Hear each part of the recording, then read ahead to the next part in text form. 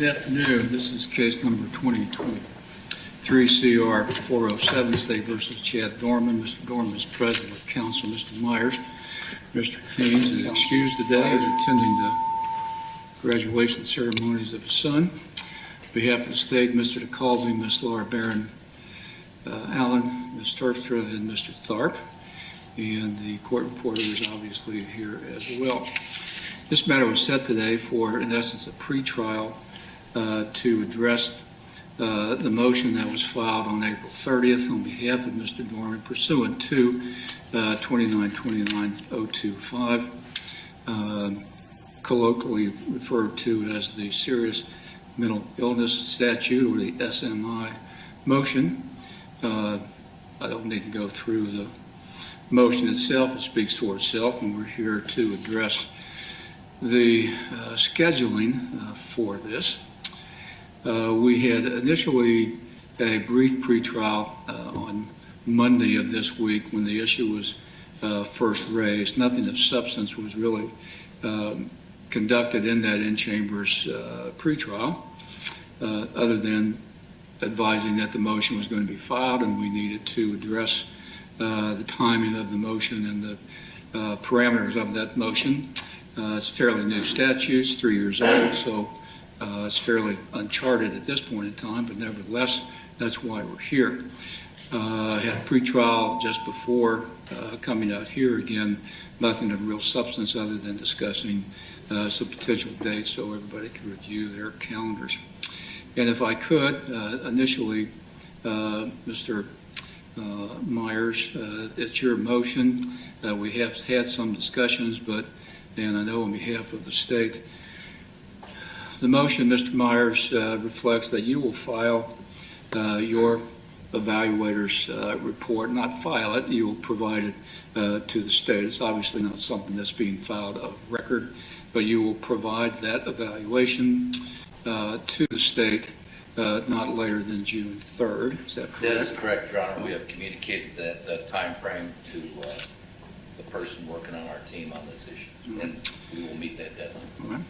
And on behalf of the state, Ms. Barron Allen, you want to address a couple of things. One, the request to appoint an expert on behalf of the state and the time in which you may be able to have the doctor complete the report.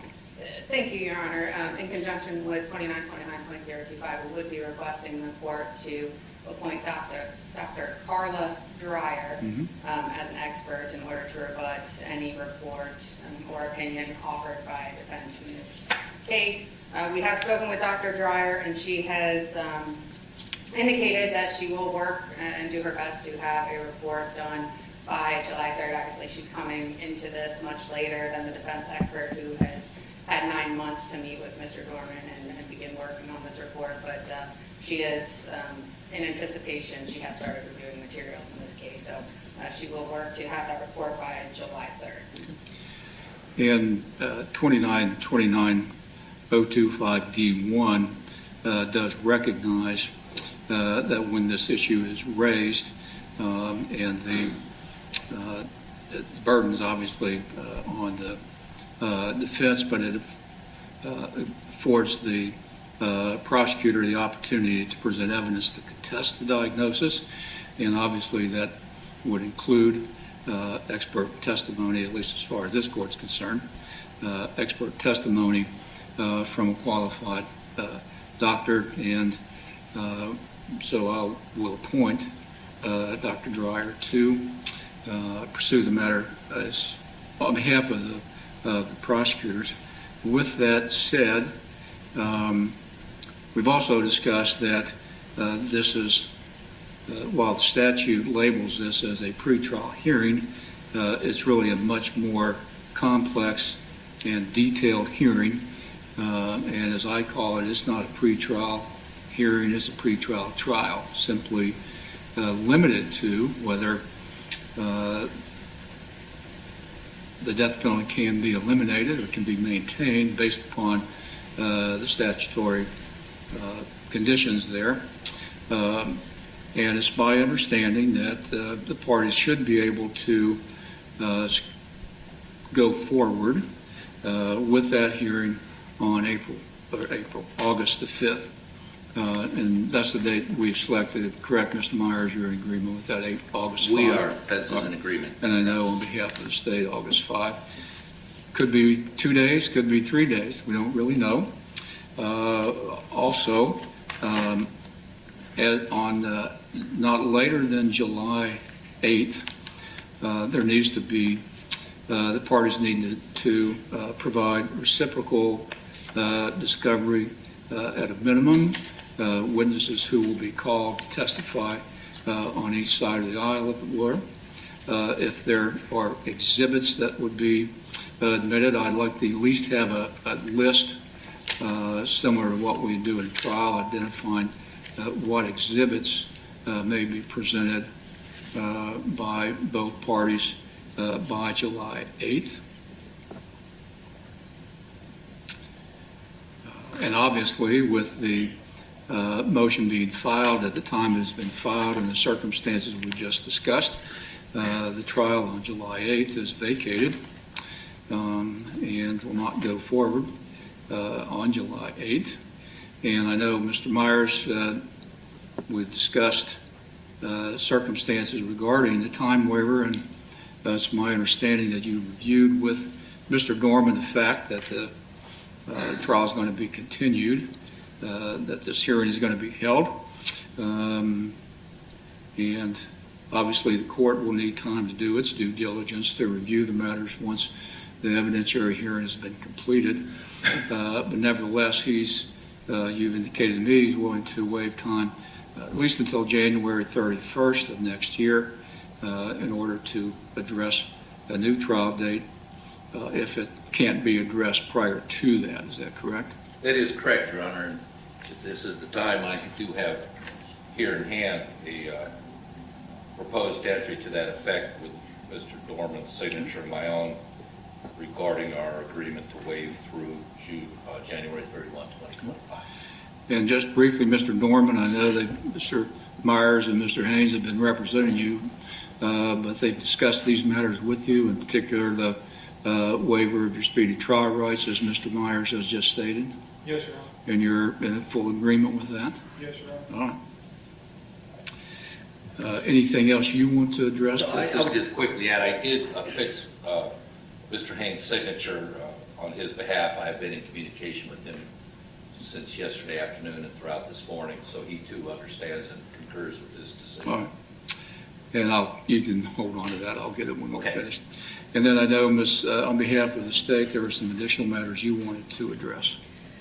Correct, Your Honor. The state does have concerns, multiple concerns, and the first is since the July trial is being vacated due to the SMI hearing, which we do understand. The fact that we are unable to pick a subsequent trial date at this point is concerning to the state. We are aware that the court is retiring at the end of the year. The sole candidate, to my knowledge, is Judge Nagel, who, again, assuming that he takes the bench, would not be death penalty qualified until mid-April at the earliest. So the state does have concerns in that regard. We would ask, based on Marcy's law, we've spoken with the surviving victims. They want to, obviously, they understand that this is a long process, but they do want to have this wrapped up as soon as possible so that they can begin to close this chapter of their lives and move on from the court process. So that being said, we discussed the possibility of having this re-rolled within our own court. We are going to look into that and see if that is a possibility.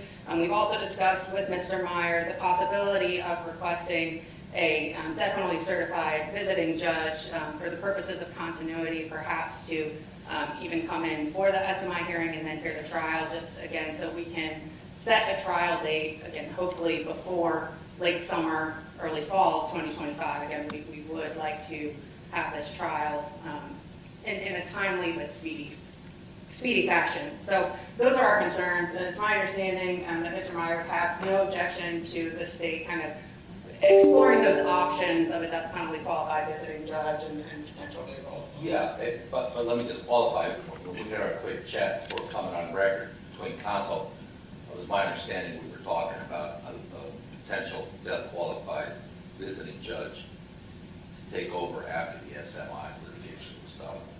I'm just saying that out loud on my feet. I had anticipated that you were thinking about changing the guard even for the SMI litigation. Well, we reach out and see how that would work with the Supreme Court, whether it would just be for trial or they prefer. That I think could portend even further delays, because this court obviously is prepared to schedule that 2 or 3 day hearing as it already has. If a newcomer arrived from out of county, who knows how that could get scheduled. My entire point is we would be looking for information. I understand. Whether or not we can do that. Well, as I would say in judges' circles, if you will, I'm aged out. Constitution provides that if I was older than 70 before I was able to run for re-election, before my term started, I could not run, and I'm certainly older than that. I'll be 74 in December, so I'm aged out. I also understand the complexities of this particular issue. I'm certainly not clairvoyant, but the decision in this case would have significant ramifications on the very nature of the trial. Obviously, if I determine that the defense has not proven by preponderance of the evidence, as the statute requires, that he fits within the statutory parameters, then we go forward with the capital case. Death penalty stays on as a potential penalty. If I find the other, then the death penalty, he is ineligible by the statute to be subject to the death penalty, and that obviously would change this most dramatically. And most dramatically from the standpoint, as this was set in July, we had summoned then 750 potential jurors, prospective jurors. We had sent out in early April an extensive jury questionnaire, which is done in every case, death penalty case, and those have been returned, and we were starting to obviously process those. And that's, if the death penalty still remained, that changes. We still have to go back through that. And we have to do that in a timely fashion. And we just have to deal with the matters as they are raised. And as as I indicated earlier, I mean, the not guilty plea was just filed about 90 days prior to trial. This was filed just 60 days prior to trial. Nothing inappropriate. They filed it as timely. This is casting no aspersions whatsoever on the matter. The statute, 2929.025, simply says this can be raised at any time before a trial, which means it could have been raised the day of trial or the day before trial, which would have been certainly something thankful that we're not facing that, to tell you the truth. So with that said, the trial obviously will be vacated. I'll put a separate order out on what we've discussed, the timelines here. Obviously, there's time between now and then to flush out other issues regarding setting the trial date and things along those lines, and we just have to move forward as best we can. Anything further on behalf of the state? Okay, Mr. Myers? No, thank you. All right, thank you. We'll be adjourned. Thank you, Judge. All right,